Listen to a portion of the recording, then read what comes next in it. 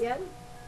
Yan, pinaimbestigahan na ng DFA ang nangyari. Yan, susunod. Ang ating sa line 2, si Jean Maragrag. Jean, pasok. Hi, Kuya Jean. Public and the World Radio. Inaasikaso na ng Philippine Embassy sa Damascus ang repatriation ng umaabot sa 108 pang overseas Filipino workers sa Syria matapos na maproseso ang exit visa ng mga ito. Sa ugnay nito, ay patuloy na nagkikipag-ugnayan ng mga opisyal ng embahada at community coordinator sa Syria sa iba pang mga Pinoy para himukin ang mga ito na sunggaban na ang pinatutupad ng voluntary repatriation program ng gobyerno ng Pilipinas. Sa kasalukuyan ay nasa 395 OFWs sa Syria ang nagpahayag ng kagustuhan na umuwi sa Pilipinas. Pinagana na ng Philippine Embassy ang task group on voluntary repatriation kung saan 3 grupo ang kumikilos kaugnay sa ikinakasang repatriation na kinabibilangan ng outgoing calls team, incoming calls team at negotiation team na nagkikipag-ugnayan sa mga employer at Syrian authorities para mabigyan ng mga OFW ng exit visas.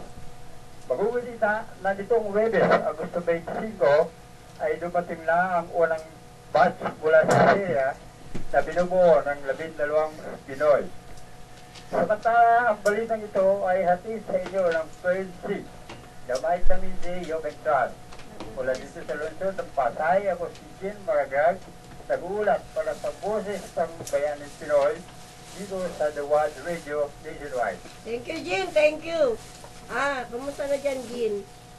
Kumusta na yung ating presidente ng Rotary Club of Leon Ginto, si Changemaker Balagas?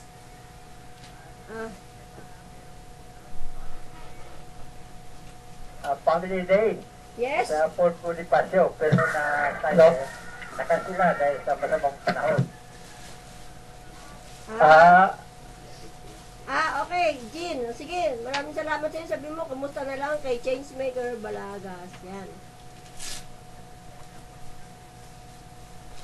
Okay, tsaka yung mga iba pang grupo sa Rotary Club of Leon Ginto, kumusta na po kayo dyan? At ngayon, marami po tayong mga guest dito. Yung sa Rima Foundation. Yan May po. dalawa tayong dumating sa Ipapaliwanag Rima. natin kasama sila sa Rima. Si Kasama Josie kayo sa Rima. at saka si Lydia at saka si Susan pala. Yan. At meron din tayong ditong barley. Yung barley po na nakakagamot ng diabetes, ng tumor, ng thyroid glands. Ano pa ang ginagamot niyan? Sabi mo kung ano-ano mga ginagamot niyan. Primary complex po. Yan, primary complex, mga bata. Yan, subukan po ninyo yung green berry, yung total food po. Limited food po yung green berry. Pwede yung makagamot ng dengue. Yes. Yan, sa mga nag-nais na gumaling na sakit, green berries po lang ang ating katapat. O yan, yung Green Valley. At kakausapin po muna natin si Sir Fidel tungkol sa RIMA, kung sino po ang gusto maging member ng RIMA. At marami po tayong katanungan dito tungkol sa RIMA. Yan, Ka Fidel, tungkol saan po ba yung RIMA? Ano magkabahay? Upang malaman ng mga gustong magkaroon ng sariling lupa't bahay, dito pakakatanong ninyo para sumali sa RIMA Foundation. Bilang pangalawang pangulo ko sa foundation, ay inaalok ko sa inyo kung saan mga kayo nakatira ay pwede niyong angkinin ang property niya sa pamagitan ng aming Programa. dokumento. Opo, mga programa ng Ngayon, RIMA.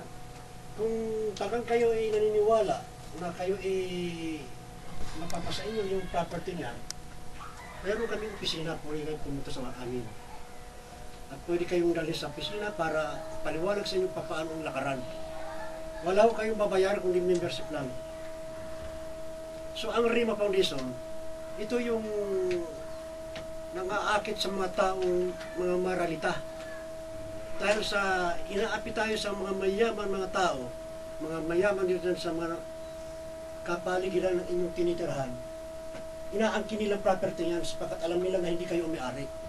So, kami lamang ang katapat nito mga tao ito. Huwag kayo mag-atubiling lumapit sa amin at kami ang mismo maglalaban sa kanila. Yun lang, kinakalam member ka sa RIMA Foundation. Yan po, yan ang RIMA. Kung sino po may gustong magkaroon ng sariling lupa, yung tinatitirakan ninyo na hindi sa inyo, ay pwede nyo pong ilapit sa RIMA para po maging sa inyo yan. Para sa Dahil- kaalaman, tumawag lang kayo dito sa Diwad Radio. Sa Dito po. telephone number, Boses ng Pinoy. 6774 at 531-2660. Yan po. Telephone number dito. Sa oras po namin sa DWAD Boses ng Pinoy OFW po 1 to 2. Tawag lang po kayo dito para malaman ninyo ang tungkol sa RIMA Foundation. Yan po, marami na silang natulungan. Tuwing Sabado po, nagkakaroon sila ng meeting. O kaya Linggo, nagkakaroon po silang meeting. Minsan po, matan kayo ng meeting para malaman ninyo ang mga dapat gawin para kung kayo ay mga members ng RIMA Foundation po. Yan.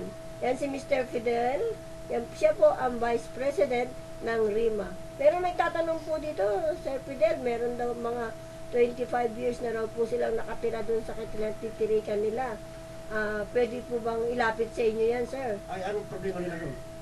Hindi Kailangan nga po malaman kanila. Yun, hindi po kanila yung lote na yun. Gusto nila maging kanila po Kasi yun. kinakailangan magkaroon sila ng isang leader para makipag-dialogue sa akin. Yan, opo. Yan, makinig Sa sabi lalo yan. madaling panahon, kinakailangan magawa ng paraan yan. Ayan, o, yan. Pumunta po kayo, makikipag-dialogue tayo kay Sir Fidel para malaman ninyo kung paano natin, paano o ano ang gagawin natin. Una, saan lugar kaya yun? Yan po sa may Caloocan City po, sir. Sige, at nakantay lang ako sa kanila. Lagi po handa si Captain at natulungan tayo kasi ang sabi nga po ng kanilang presidente, wala pong squatter sa sariling Tama po sariling yun. bansa. Tama po yun. Yan po. Yan din po ang sabi sa atin ng ating Presidente Marcos noon na kailangan po ang bawat Pilipino ay may sariling lupa sa kanyang bansa at wala ng squatter. Tama po yun. O di po ba, Tama sir? po yun. Ano pa po, sir? Correct. Telephone number mo, sir, para. Dito lang sa... Dito na lang. Dito lang po, tumawag lang po kayo dito sa DWAD, Boses ng Pinoy OFW. Yan, meron pa tayong isang, sandali lang po, mamaya, babalikan natin si Sir Fidel. Meron po tayong Romy Santos sa line 1. Papa Robbie! Pasok, Papa Robbie. Ay, nawala. Oh, babalik yan si Babalik Karomi. yan si Tata Meron Romy. daw isang katulong na wanted. Yan. Ayan, sige, Wanted. pasok ulit, Karomi. Pasensya na, meron pa tayo kasi ini-interview. O, di ba? Meron pa tayo ditong katanungan, sir.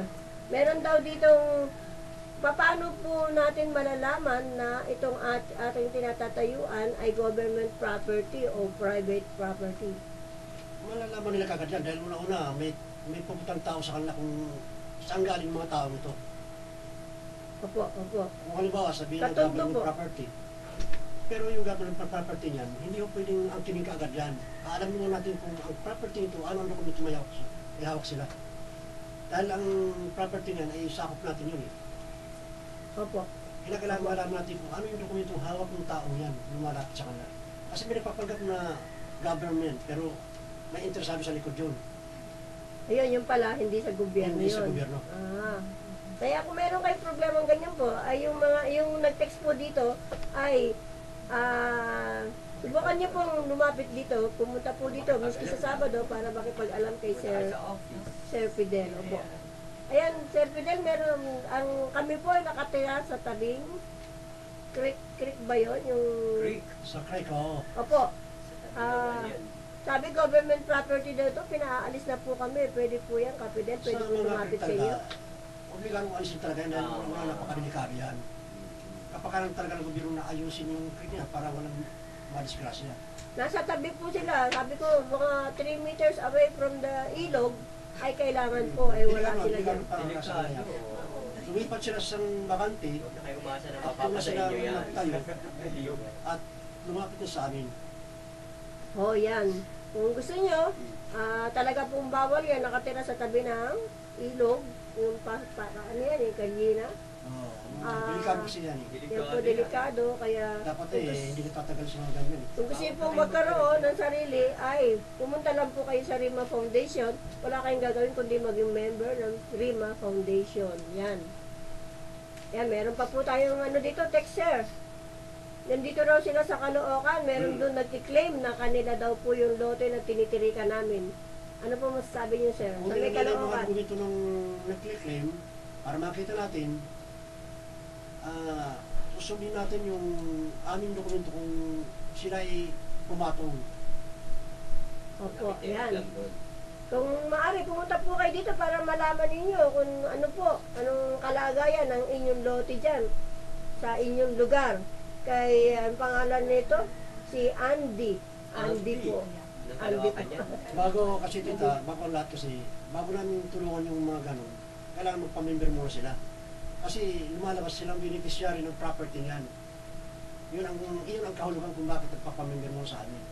Ayan, maliwanag po. Magpa-member muna po kayo para po kayo matulungan. Kung kayo nga po ba ang tunay na beneficiary ng lupang inyong kinatitirikan. O, andyan na ba si Rolly Santos? Wala pa. Si Romy. Rolly Santos. Rolly. Okay. Mamaya-maya ng konti, abangan natin yung mga ibang mga katanungan. Correct. Eto. Sandali lang po Yan. Nahirap basahin itong ating cellphone kasi masyadong malilit ang letters. Kailangan na natin Microscope. yun. Ito po isang katanungan dito. Kapidel, ayaw po magpa-member ng ibang kasamahan dito sa lugar namin. Meron po ito 150 square meter. Ayaw po magpa-member. Ano pong gagawin namin? Hindi ganito lang. Yung ayaw pa-member, talagang paalisin natin yan. Kasi sakop na ng mga member yan eh. Ang mayroon ng member ang may karapatan dyan. Ayan, ako. Kailangan po magpa-member kayo. Siguro naman, kung ayaw nyo magpa-member, makinig lang po kayo muna sa meeting at haharap po kami sa inyo at si Kapidel o kaya si Camille na taga Bacood po. Darating po dito si Camille na para magpaliwanag. Pero pagka members na po kayo, papaliwanagan po kayo ni Kapidel. Yan po, siya ang haharap. Pagka members na, kaya kailangan magpa-member kayo. Hindi po kayo patanong dito magkano daw ang membership? Pwede po ba ninyong banggitin na dito, sir? Mahirap ka. Mahirap pa. O sige, wag muna natin. Pumunta lang po kayo. Kung gusto niyo magtanong, lumapitan po kayo sa inyong lingkod. Remy Jacobo po. At nasasagutin namin po kayo. Yan. Kaya nila tita yan. Alam ko kaya. Barya yung Barya lang. Marami po dito sa mga lugar-lugar natin dito na ang kanilang kinatitirikan ay hindi kanila, kaya pumunta na po kayo dito para maging sa inyo yung inyong kinatitirikan. Yan po. Para nga, sabi nga ng Rima Foundation, wala nang squatter sa sariling bansa. Ito yan, tita. Yan. Yan po ang layunin ng presidente ng Rima na matulungan po ang mga mahihirap nating kababayan at para maayos na po ang kanilang kinatitirikan. Kaya, sa susunod na Sabado po, tumawag lang po kayo ulit. At ngayon, pwede po kayo tumawag ulit ngayon para magtanong pa para sa inyong iba pang katanungan. Tama. Yan. Yan, sa atin naman talakayan, yung mga nangyayari sa ating kapaligiran ngayon. Tungkol po sa dengue, napakalaki ng mga Malawak na. na ang nasasakupan ng ating ng Dengue, mga grabe. ng may dengue, bilhin nyo, 50,000, 50,000 ang mga diba? Tapos ang namamatay ay marami-rami na din, kaya 300 lang ang nangangailangan daw patay. ng Bali, 300 na po ang patay. maraming dugo. Kaya marami pa. Pinababahala ang Alam mo, Department of alam Health mo dito. tita, Yan ganito po. lang yan eh. Kung sana silang umasa sa gobyerno, gawin na lang nila ang dapat gawin. Yan. Kasi Linisin yung nabibiktima sarili sila nyo. na umaasa sila sa mga taong tutulong sa kanila eh. Isang bakuran lang yan eh, sa kanila eh. At hindi nila gawin ang dapat Disiplina gawin. lang, oo. Diba? Yung kalinisan sa inyong kapaligiran. Totoo yan. Kapaligiran. Nakikita na sa kanila kung anong dapat gawin. Nakikita sa TV kung anong dapat nilang gawin, gawin na nila. Opo, tsaka umiwas. Lalo na yung mga, lalo na sa bandang mga malilitang bahay, ang daming mga gulong sa ibabaw ng kanilang Umaasa buwan. sila sa gobyerno eh. Dapat Correct. gawin na nila dahil sila yung tatamaan eh.